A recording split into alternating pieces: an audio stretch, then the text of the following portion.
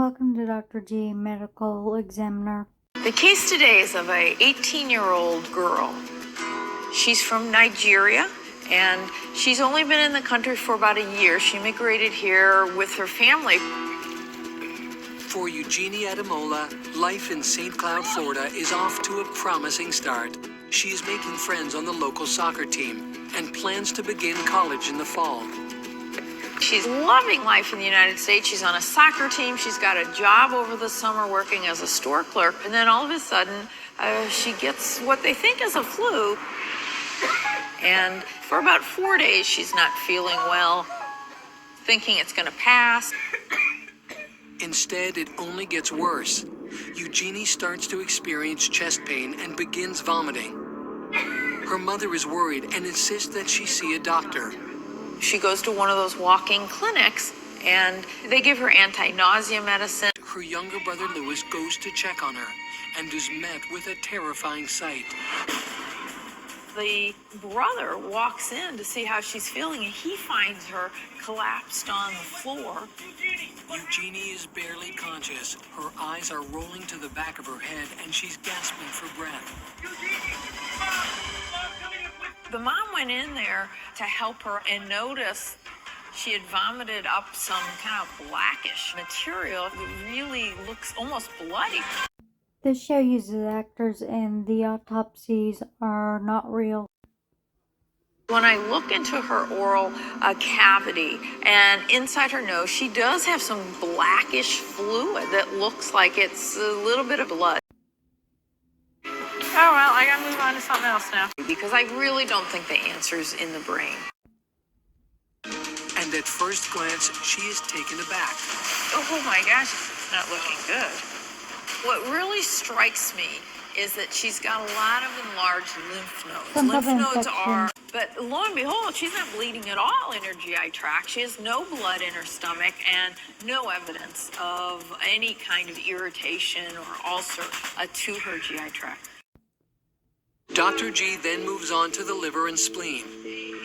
The liver is normal, but the spleen, an organ that is part of the immune system and helps fight infection, is not. Her spleen is firm and slightly enlarged. Her heart's completely normal.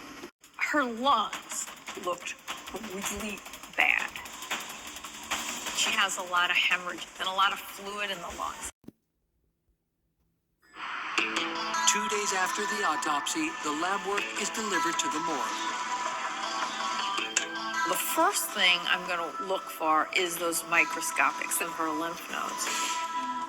Let's see if you can see anything.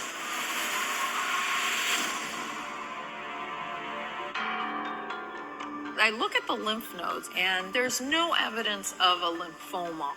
So I've ruled out cancer of the lymphocytes, but they look more just that they were enlarged and stimulated. That's why I'm thinking, boy, she probably does have some infection going on in those lungs.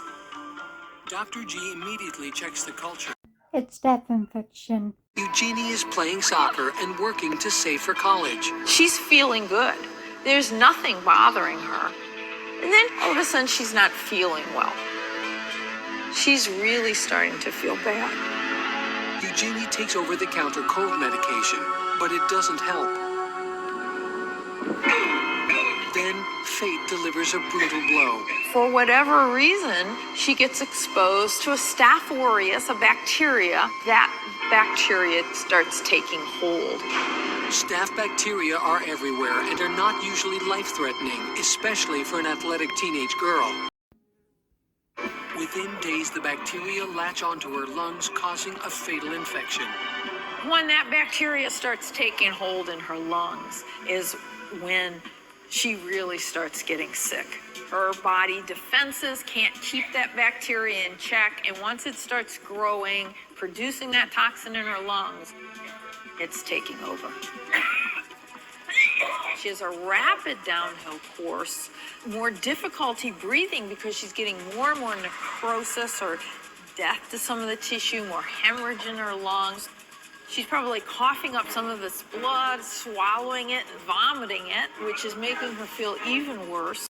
But that bacteria is also growing and reproducing and eventually gets into her bloodstream. Once the infection enters her bloodstream, Eugenie's weakened body is unable to fight anymore. One by one, her organs shut down. This cascade of events causes her blood pressure to drop to the point where she then just collapses. Thank you for watching. I'll see you next time.